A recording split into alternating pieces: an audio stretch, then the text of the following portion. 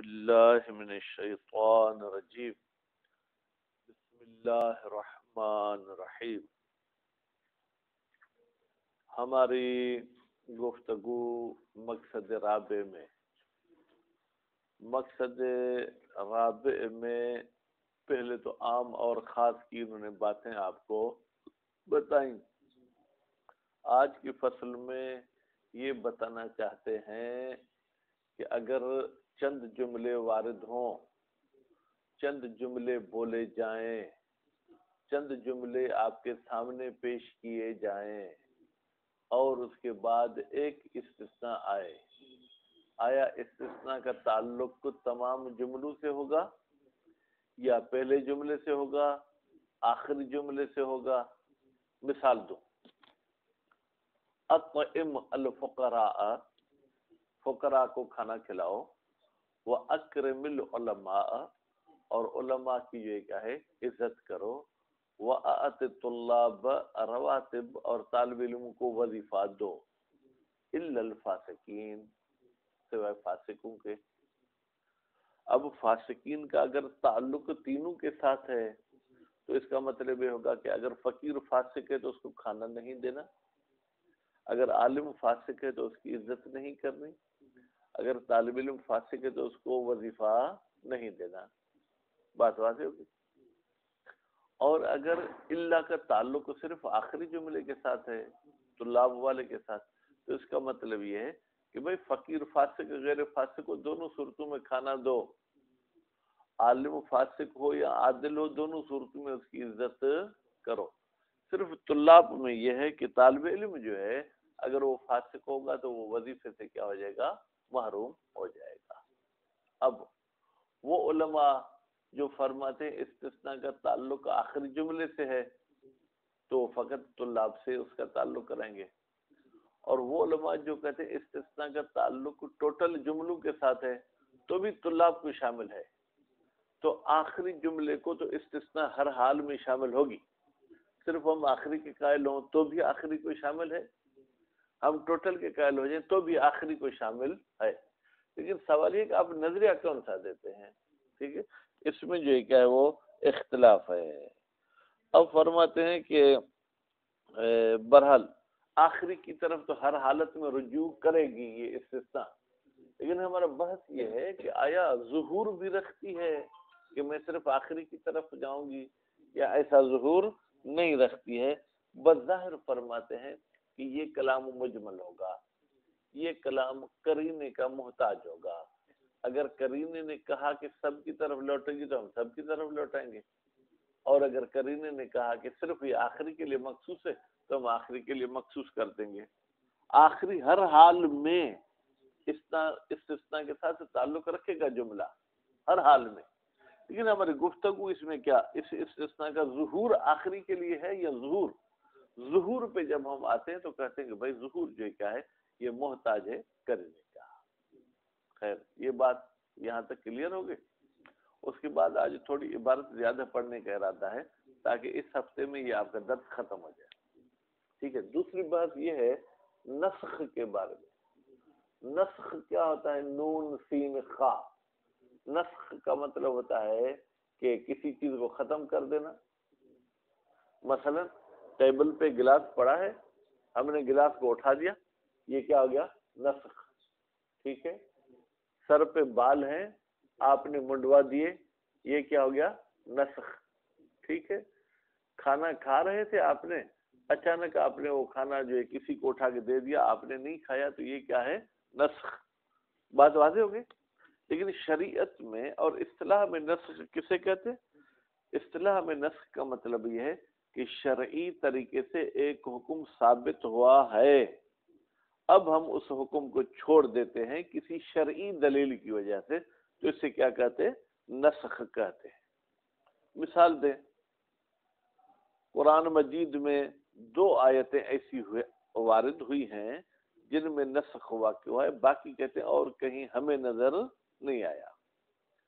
کچھ لوگ آ کے رسول اکرم کے ساتھ سرگوشی کرتے تھے، یعنی آہستہ آ کے کان میں کوئی بات بتاتے تھے، تو ان کی تعداد شاید زیادہ تھی، اس لیے قرآن مجید نے یہ حکم بیان کیا کہ جب تم رسول اکرم کے ساتھ سرگوشی کرو تو سرگوشی کرنے سے پہلے صدقہ دے دو، اس کے بعد کیا کرو؟ سرگوشی کرو۔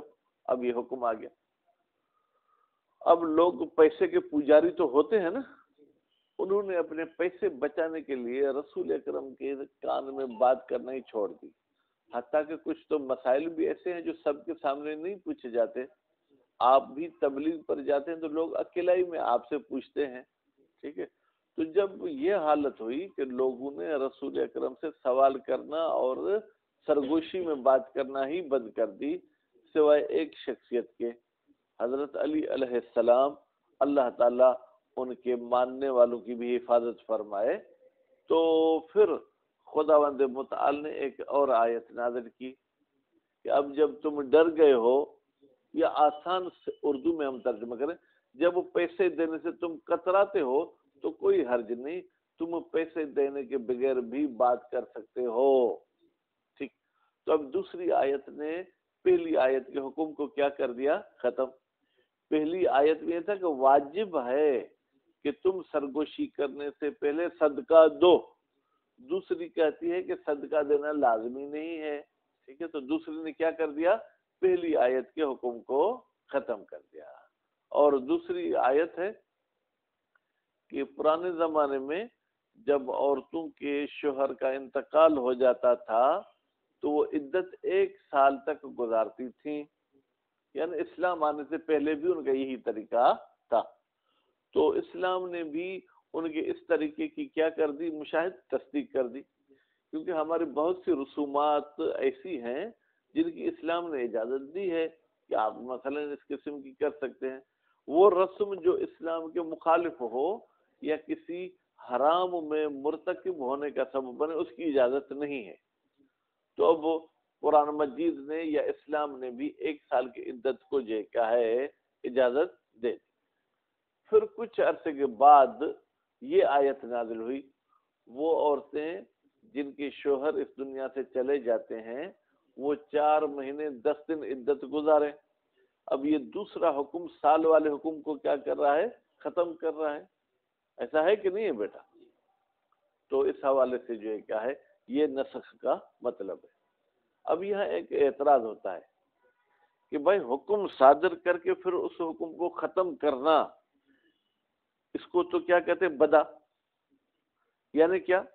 یعنی قانون بنانے والے کو یہ پتہ نہیں تھا کہ یہ قانون اچھا ہے یا برا، کچھ عرصہ وہ جاری کیا، پھر دیکھا کہ اس میں کچھ خامیاں ہیں، پھر اس نے اس قانون کو تبدیل کر دیا۔ تو بدا میں جہل لازم آتا ہے، یعنی پہلے معلوم نہیں تھا کہ اس میں اچھائی ہوگی یا برائی ہوگی، پھر جب پتہ چلا کہ اس میں برائی، اس کو ختم کر دیا۔ حالانکہ اللہ تعالیٰ تو جہل سے محفوظ اور پاک ہے، اللہ تعالیٰ تو جاہل نہیں ہے، ٹھیک ہے؟ تو پھر یہ اللہ نسخ کیوں کرتا ہے؟ فرماتے ہیں نسخ سے لازمہ جہل نہیں آتا مشاہد، بلکہ نسخ کا مطلب یہ ہے کہ اللہ تعالیٰ نے اس حکم کو لاگو کرنا ہی اس مدت تک تھا، اس کے بعد خدا نہیں چاہتا تھا کہ یہ حکم لاگو ہو، لیکن اللہ نے اس مدت کو ظاہر نہیں کیا۔ بھائی اس کی کئی ساری مصلحتیں ہیں، جیسے فرض کریں ہمیں جمعرات کے دن چھٹی کرنی ہے، ہم بھی طلاب کو نہیں بتاتے کہ چھٹی کریں گے، کیونکہ اگر چھٹی کا کہیں گے تو ابھی سے یہ گاؤں کی تیاری میں شروع ہو جائیں گے، پڑھائی سے ان کی توجہ ہٹ جائے گی۔ جیسے جمعرات کا دن ہوا، ہم نے درس پڑھے، ظہر کی نماز پڑھی، بھائی آج چھٹی ہے، تو استاد کو اور انتظامیہ کو پتا تھا کہ جمعرات کو چھٹی ہوگی، لیکن آپ لوگوں کو نہیں بتایا گیا تھا۔ اسی طریقے سے جو احکام خدا نے نسخ کیے ہیں، خدا کو علم تھا کہ اس حکم کی مدت ٹائم مثلا 2019 تک ہے، ہمیں پتہ نہیں تھا، ہم سمجھ رہے تھے کہ قیامت تک یہ حکم جاری رہے گا، لیکن اللہ تعالیٰ نے تو جو مدت تھی اس کے بعد اس کو ختم کر دیا۔ اچھا، تخصیص میں اور نسخ میں فرق کیا ہے؟ فرماتے تخصیص کا مطلب یہ ہوتا ہے کہ عام کے افراد کو ہم کم کرتے ہیں۔ میں یہ کہتا ہوں ٹوٹل طالب علم میرے کمرے میں آ جائیں سوائے لمہ والوں کے، یعنی لمہ والوں کو میں آنے کے لیے نہیں کہہ رہا ہوں، یا دوسرے لفظ میں یوں کہیں کہ عام پر عمل کرنے سے پہلے تخصیص کا آنا لازمی ہے، یعنی کمرے میں طلاب کے آنے سے پہلے یہ اعلان کرنا ضروری ہے کہ لمہ والے نہ آئیں۔ لیکن اگر عام پر عمل ہو جائے، سب طالب علم میرے کمرے میں آ جائیں، لمہ والے بھی آ جائیں، اب میں کہتا ہوں الا طلاب اللمہ، تو آپ بھی کہیں گے سے پھر عجیب بات ہے، آپ پہلے سے ہمیں کہہ دیتے کہ ہم آتے ہی نہیں۔ ٹھیک، بس تخصیص عام پر عمل کرنے سے پہلے لانی چاہیے، جبکہ نسخ یہ ہوتا ہے کہ آپ اس پہلے حکم پر کچھ عرصہ عمل کر چکے ہوں، اس کے بعد نسخ آئے گا۔ اگر آپ نے پہلے حکم پر عمل کیا ہی نہیں پھر اس کو ختم کر دینا، پھر تو آپ سوال پوچھیں گے جب پہلے حکم کو ختم ہی کرنا تھا، جب پہلے حکم پر عمل ہی نہیں کرنا تھا تو پھر اس کو پیش کیوں کیا گیا؟ بس تخصیص ایک تو عمل سے پہلے آتی ہے، نسخ عمل کے بعد۔ دوسرا یہ کہ تخصیص میں افراد کے دائرے کو محدود کرتے ہیں، نسخ میں مشاہد ٹائم کو محدود کرتے ہیں۔ ہم کہتے ہیں کہ یہ جو حکم نسخ ہو رہا ہے یہ پوری زندگی کے لیے نہیں ہے، 2 سال 4 سال کے لیے ہے۔ افراد میں اس میں کمی نہیں ہے، افراد ٹوٹل کو ہی عمل کرنا ہے، یعنی اگر ہم نے صدقے دینے کی بات کی تو سب کو صدقہ دینا ہے، لیکن اس کا ٹائم ایک معین ہے۔ بات واضح ہوگی؟ بسم اللہ الرحمن الرحیم۔ الفصل السابع، 7ویں فصل، تعقیب الاستثناء للجمل المتعددت، چند جملوں کے بعد استثناء کا آنا۔ بعد کا ترجمہ میں نے کہاں سے کیا؟ احسنتم۔ تعقیب کون سا فعل ہے جناب نسیم؟ جی احسنتم، کس باب کا؟ جزاک اللہ خیرہ۔ اذا تعقب الاستثناء، جب بعد میں آئے استثناء، کس کے بعد آئے؟ جملن متعددتن، چند یا مختلف جملوں کے بعد، کہ قول ہی سبحانہ، جیسے اللہ تعالیٰ کا قول ہے والذین یرمون المحصنات، وہ لوگ جو پاک دامن عورتوں کی طرف غلط نسبت دیتے ہیں۔ بیٹا یہ ایک جملہ۔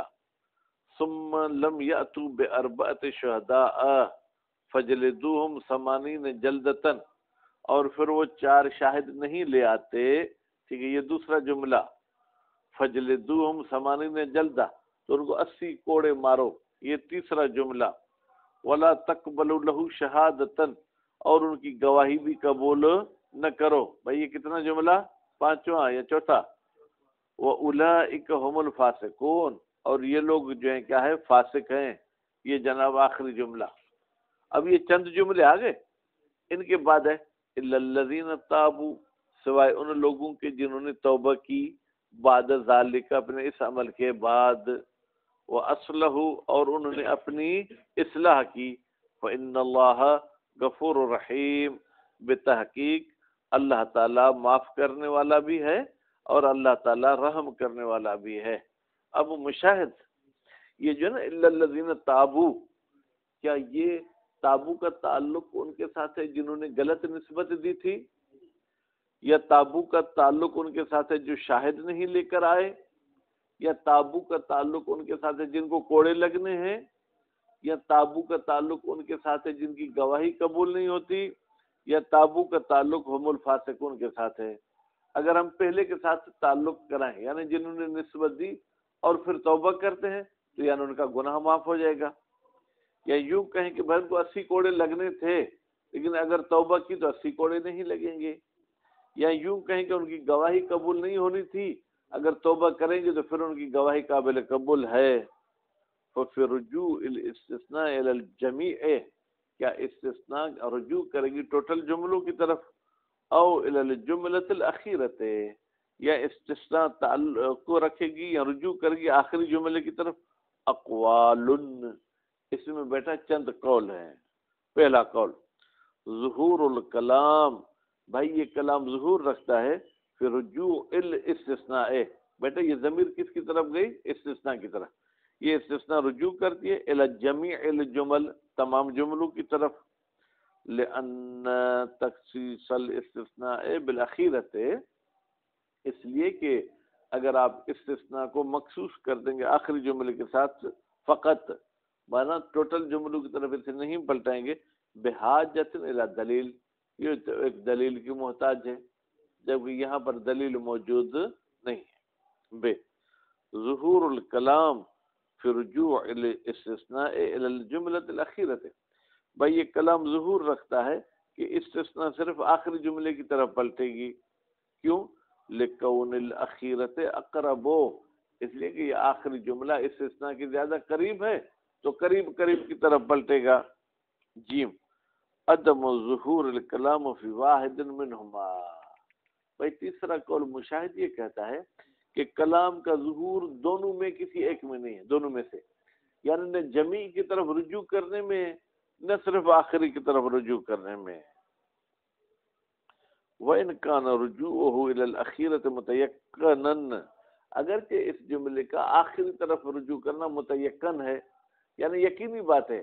آگا صاحب، اگر آپ کہتے ہیں آخری کی طرف پلٹے گا تو بھی آخری یقینی ہے، اگر آپ کہیں گے سب کی طرف یہ استثناء رجوع کرے گی تو بھی آخری تو یقینی ہے نا، کیونکہ ان سب میں آخری بھی شامل ہے۔ علی کل حال، یعنی دونوں قول کے مطابق، لیکن رجوع الی الاخیرۃ شیء، لیکن استثناء کا آخری جملے کی طرف رجوع کرنا الگ چیز ہے، وہ ظہور الاستثناء فی الاخیرۃ، اور اگر آپ یہ کہیں کہ یہ استثناء ظہور رکھتی ہے آخری جملے میں، یہ شیء آخری، یہ دوسری چیز ہے۔ بھائی ظہور رکھتی ہے کا مطلب کیا ہے؟ یعنی آپ کہو نہ کہو یہ آخری کی طرف رجوع کرے گی، یہ الگ چیز ہے، ٹھیک ہے۔ لا شک، کوئی شک نہیں، فی امکان رجوع الاستثناء، کہ ممکن ہے، یعنی ضروری نہیں بلکہ ممکن ہے کہ استثناء رجوع کرے الی خصوص الاخیرۃ، صرف آخری جملے کی طرف، صرف کا ترجمہ میں نے خصوص سے کیا، او الی الجمیع، یا استثناء رجوع کرے گی سب جملوں کی طرف، امکان ہے۔ وَإِنَّمَا الْكَلَامُ، بتحقیق ہماری گفتگو کس بات میں، فی انعقاد ظہور لواحد منہما، آیا استثناء کا ظہور منعقد ہو چکا ہے ان دو میں سے کسی ایک میں، عند العقلاء، عقلاء کے نزدیک، فالاستثناء کما یحتمل رجوع الی الاخیرۃ، بس بھائی جیسے استثناء کے لیے احتمال ہے کہ وہ استثناء رجوع کر دے آخری جملے کی طرف، جیسے آخری کا احتمال ہے مشاہد، کذالک یحتمل رجوع الاستثناء الی الجمیع، اسی طریقے سے احتمال ہے کہ یہ استثناء رجوع کرتی ہے تمام جملوں کی طرف۔ وَتَعْیِینُ بِحَاجَةٍ إِلَى دَلِیلٍ قَاطِعٍ، بھائی معین کرنا کہ استثناء آخری کی طرف رجوع کرتی ہے یا سب کی طرف، یہ محتاج ہے ایک پکے دلیل کی۔ وَمَا ذُکِرَ مِنَ الدَّلَائِلِ، اور وہ دلائل جو ذکر کیے گئے ہیں، لِلْأَقْوَالِ ثَلَاثَةِ، تینوں اقوال کے لیے، بعض نے بھائی میرے کہا کہ سب کی طرف رجوع کرتی ہے، بعض نے کہا کہ آخری جملے کی طرف رجوع کرتی ہے، بعض نے کہا یہ مجمل ہے کسی کی طرف بھی رجوع نہیں کرتی، تو ہر قول والے نے دلیل تو پیش کیے ہیں نا۔ فرماتے ہیں لا یخرج عن کون الدلائل قرائن ظنیہ، بھائی یہ جو دلیل ہیں یہ ظنی قرینے ہیں، غیر مثبتۃ لظہور، یہ استثناء کے ظہور کو ثابت نہیں کرتے۔ مشاہد، پھر آپ یہ کہیں کہ مصنف صاحب تینوں قول کو نہیں مانتے، کیونکہ تینوں قول کے دلیل کو نہیں مانتے، تو مصنف گویا کہ یہاں خاموش ہے، اپنا نظریہ نہیں دیتے۔ الفصل الثامن، 8ویں فصل، النسخ و تخصیص، نسخ اور تخصیص کے بارے میں ہے۔ النسخ فی لغت، بھائی نسخ کی لغت میں معنی کیا ہے؟ هو الازالۃ، ازالت یعنی کسی چیز کو ہٹا دینا، کسی چیز کو ختم کر دینا۔ وہ فی الاصطلاح، اور نسخ کی اصطلاحی معنی کیا ہے؟ رفع الحکم الشرعی، حکم شرعی کو ختم کر دینا، بالدلیل شرعی، ایک شرعی دلیل کے ذریعے۔ وہ جو ختم کرنے والی دلیل ہے مشاہد، متأخر، وہ پہلے دلیل سے بعد میں آئی ہے، علی وجہ، اس طریقے سے آئی ہے، لولا ہو، اگر یہ بعد والی دلیل نہ ہوتی، لکان ثابتا، کان کا بیٹا جو ہے ضمیر کہاں جائے گا؟ دلیل اول کی طرف، تو پھر وہ پہلے والا دلیل اور حکم ثابت رہتا۔ وہ بذالک، یہ جو ہم نے نسخ کی تعریف کی، علماء معلوم ہوا ان النسخ بتحقیق نسخ تخصیص فی الازمان، یہ کیا ہے؟ تخصیص لگاتا ہے زمانے کی، اے مانع، یعنی یہ نسخ رکاوٹ بن جاتا ہے ان استمرار الحکم، یہ حکم اب جاری نہیں رہ سکتا، لا ان اصل ثبوت ہی، ایسا نہیں ہے کہ نسخ آ کے کہے کہ یہ حکم ثابت ہی نہیں ہوا تھا، نہیں بیٹا، ثابت ہوا تھا، اس حکم پر مشاہد عمل بھی ہوا، ٹھیک ہے، لیکن اب آگے نہیں چلے گا، بس آج کے بعد ختم۔ وَلِنَذْكُرْ مِثَالًا، کہتے ہیں ضروری ہے کہ ہم ایک مثال آپ کے سامنے پیش کریں۔ قال سبحانہ، اللہ تعالیٰ نے فرمایا، یا ایہا الذین آمنوا، اے ایمان والو، اذا ناجیتم رسول، جب تم رسول اکرم کے ساتھ سرگوشی کرو، فقدموا بین یدی نجواکم، تو پھر تم اپنے بات کرنے سے پہلے مقدم کرو صدقتن، صدقہ، ذالک خیر لکم، یہ صدقہ دینا تمہارے لیے بہتر ہے، وَأَطْهَرُ، اور یہ زیادہ پاکیزہ ہے، فَإِن لَمْ تَجِدُوا، اگر صدقہ نہیں مل پاتا تو مشاہد، فَإِنَّ اللَّهَ غَفُورٌ رَحِيمٌ، پھر اللہ معاف کرنے والا ہے، یعنی اگر جیبوں میں گنجائش ہے تو صدقہ دینا ضروری ہے، پر یہ حکم شرعی ثابت ہو گیا۔ فرض اللہ سبحانہ، اللہ تعالیٰ نے فرض کیا مومنین پر، ٹھیک ہے، اذا ارادوا مناجات رسول، جب وہ ارادہ کریں کہ رسول اکرم کے ساتھ سرگوشی کریں، ان یقدموا قبلہ، ان یقدموا یعنی وہ مقدم کریں، قبلہ گفتگو سے پہلے، صدقتن، صدقے کو، ثم لما نہوا عن المناجات حتی یتصدقوا، پھر جب نہیں کی گئی کن کو؟ مومنین کو، رسول اکرم کے ساتھ سرگوشی کرنے سے، یہاں تک کہ صدقہ دے، یعنی صدقے دینے کے بعد نہیں ہے مشاہد، صدقے دینے سے پہلے نہیں ہے، ظن کثیر، رک گئے بہت سارے مومنین، ٹھیک ہے، من التصدق، صدقے دینے سے، انہوں نے کہا بھائی صدقہ کون نکالے، حتیٰ، یہاں تک کہ کفو عن المسألۃ، وہ سوال کرنے سے بھی رک گئے، پہلے تو رسول اکرم سے سوال پوچھتے تھے، فلم یناجہ، پھر رسول اکرم کے ساتھ سرگوشی کوئی بھی نہیں کرتا تھا، الا علی بن ابی طالب، مگر حضرت علی علیہ السلام، بعدما تصدق، وہ بھی سرگوشی کب کرتے تھے مشاہد؟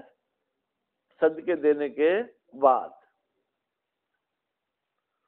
ثم نسخت الآیت، پھر یہ صدقے والی آیت نسخ ہو گئی، بما بعدہا، اس آیت کے ساتھ جو اس کے بعد میں آئی، وہ آیت کیا ہے؟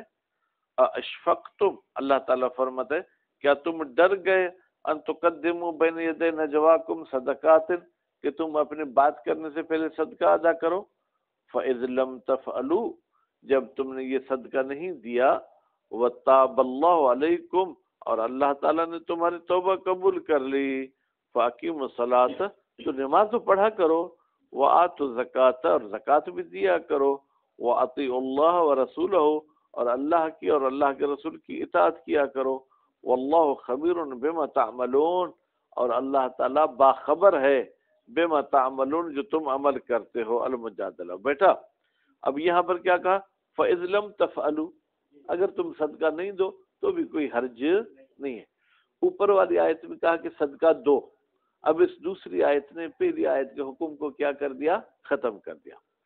ان النسخ فی القرآن الکریم نادر جدا، بھائی نسخ قرآن مجید میں بہت کم ہے مشاہد، وَلَمْ نَأْثِرْ، یہ آگے جعفر سبحانی کی تحقیق ہے، کہیں کہ مجھے اطلاع نہیں ملی علی النسخ فی الکتاب، کہ قرآن مجید میں کوئی نسخ ہوا ہو، الا فی آیتین، مگر دو آیتوں میں نسخ ہوا ہے، احداہما ما رفت، ان میں سے ایک تو وہ آیت ہے جس کو آپ مشاہد پہچان چکے، کون سی؟ صدقے والی، وثانیت، اور دوسری آیت، ٹھیک ہے، میں تو اس طرف چلا گیا ہوں، مشاہد آپ کہاں کھڑے ہو؟ ہاں بیٹا یہ تو میں پڑھ چکا نا، اب میں کہاں سے پڑھ رہا ہوں؟ ہاں اب دیکھو وہاں میرے ساتھ چلے نا، قولو سبحانہ، اللہ تعالیٰ کا قول ہے، والذین یتوفون منکم، اور وہ لوگ جو تم میں سے وفات پاتے ہیں، وفات پاتے ہیں یعنی کیا؟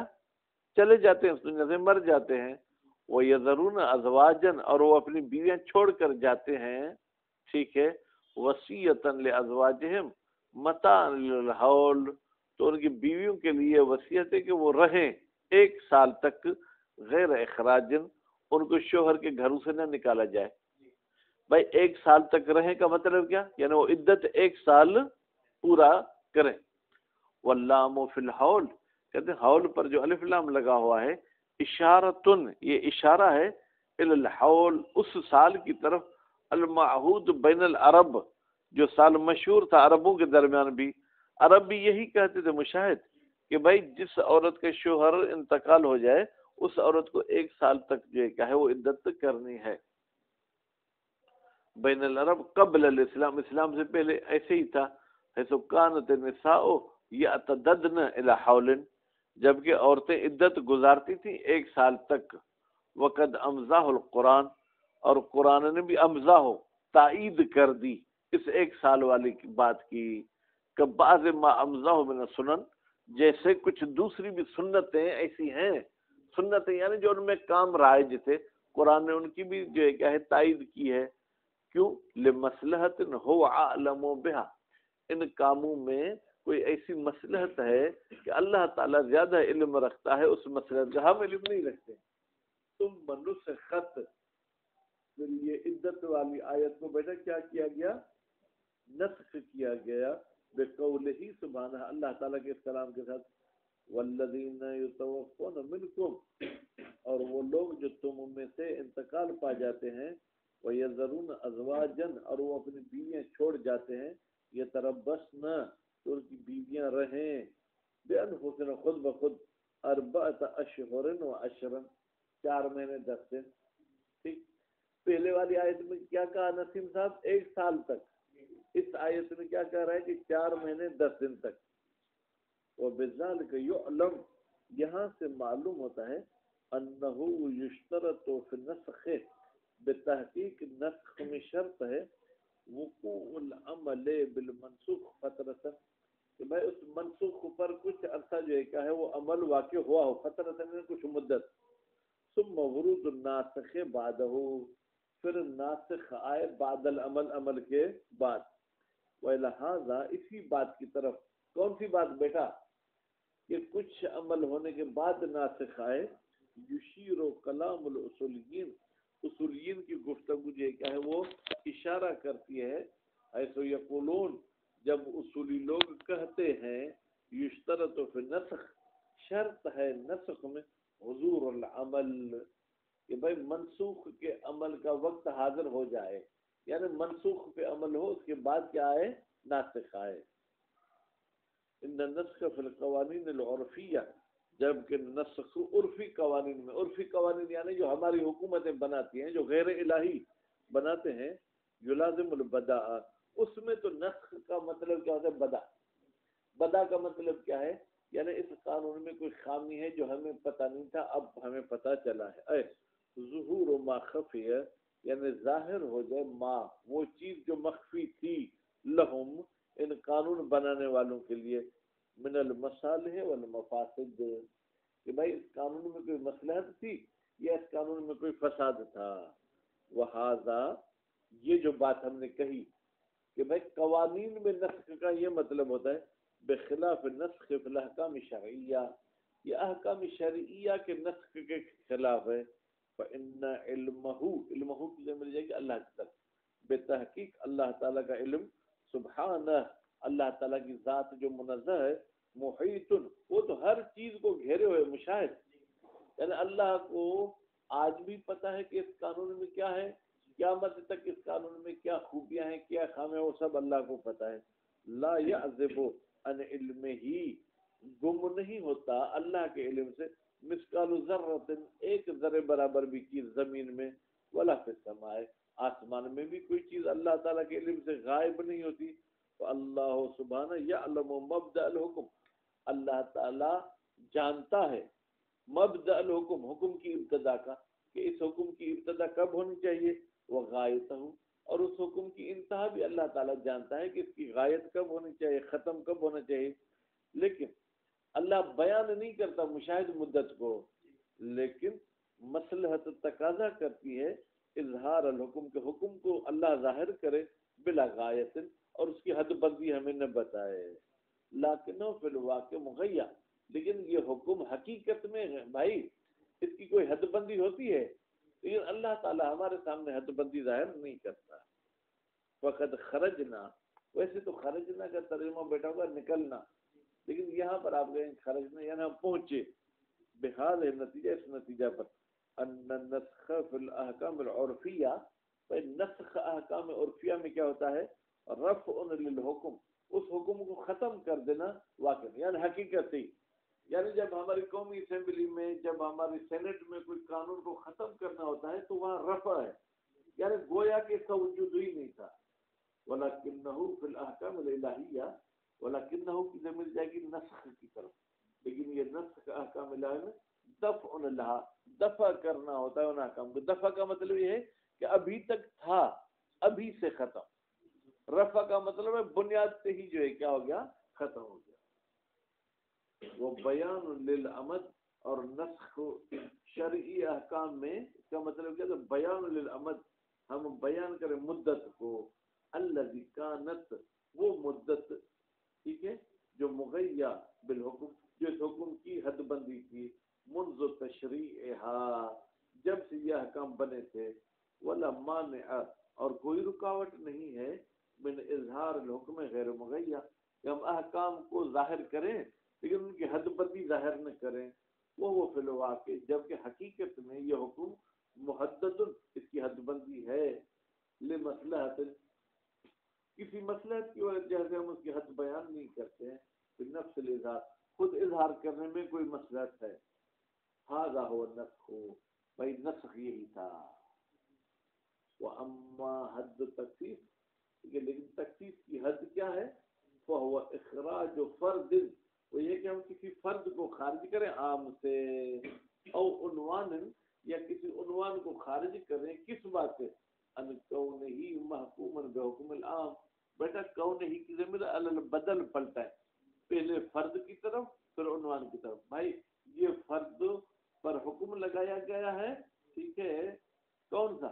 عام والے حکم سے الگ، الگ کا ترجمہ خروج سے کریں، یعنی اس فرد پر ہم نے وہ حکم نہیں لگایا جو عام پر لگایا ہے، من اول الامر، شروع سے ہی، بحسب الارادۃ الجدیہ، کوئی جدی اور پکے ارادے کے ساتھ، وَإِن شَمِلَهُ، اگرچہ یہ عام شامل ہے اس فرد کو، ٹھیک ہے، حسب الارادۃ الاستعمالیہ، استعمالی ارادے کے لحاظ سے، فَهُوَ، بس یہ جو تخصیص ہے، یہ تخصیص فی الافراد، یہ افراد کے دائرے کو محدود کرتی ہے، لا فی الازمان، لیکن زمانے کے دائروں کو محدود نہیں کرتی ہے، مقابل نسخ، یہ نسخ کے مقابلے میں، الذی عرفت، وہ نسخ جس کو آپ پہچان چکے، انہ هو تخصیص فی الازمان، فیہا کی ضمیر کہاں جائے گی؟ ازمان کی طرف، وہ ازمان میں تخصیص لگانا ہوتا ہے، وَلِأَجْلِ ذَلِكَ، اسی فرق کی وجہ سے کہ بھائی تخصیص افراد کے دائرے کو محدود کرتا ہے، جبکہ نسخ جو ہے کیا ہے، وہ جناب جو ہے کیا ہے، زمانے کو محدود کرتا ہے، اسی وجہ سے یشترط، شرط ہے تخصیص میں، ورود تخصیص قبل حضور وقت العمل بالعام، کہ بھائی عام کے عمل کرنے سے پہلے تخصیص آنی چاہیے، وَإِلَّا، اگر عمل کے بعد آئی، فَلَوْ عُمِلَ بِالْعَام، اگر عام پر عمل کیا جائے، ثم ورد تخصیص، اس کے بعد تخصیص آئے، یلزم تاخیر البیان، پھر تو لازمی آتا ہے کہ آپ کا بیان جو ہے کیا ہے، وہ گڑبڑ ہو گیا، یعنی آپ کو جو چیز ابھی بیان کرنی چاہیے آپ نے اس میں لیٹ کر دی، ان وقت الحاجت، حاجت اور ضرورت والے ٹائم سے، وہ کبھی الحکیم، وہ یعنی یہ تاخیر البیان کبھی ہے حکمت والے پر، فلا محیص، بس کوئی چارہ راستہ نہیں ہے، کس سے؟ من ورود التخصیص قبل العمل بالعام، عام کے عمل کرنے سے پہلے تخصیص آ جائے، لو کان مخصصا، اگر واقع وہ تخصیص لگانا چاہتی ہے، نعم، لو کان ناسخن، ہاں اگر وہ تخصیص نسخ کرتی ہے، کس کو؟ لحکم العام، عام کے حکم کو، فی مورد ہی، اپنے مورد میں، یجب و تاخیر، پھر واجب ہے کہ وہ ناسخ مؤخر ہو ان وقت حضور العمل بالعام، عام کے عمل کرنے سے، یعنی ہم پہلے عام پر عمل کریں، اس کے بعد جو ہے وہ ناسخ آنا چاہیے۔ صلی اللہ علیہ محمد و آلہ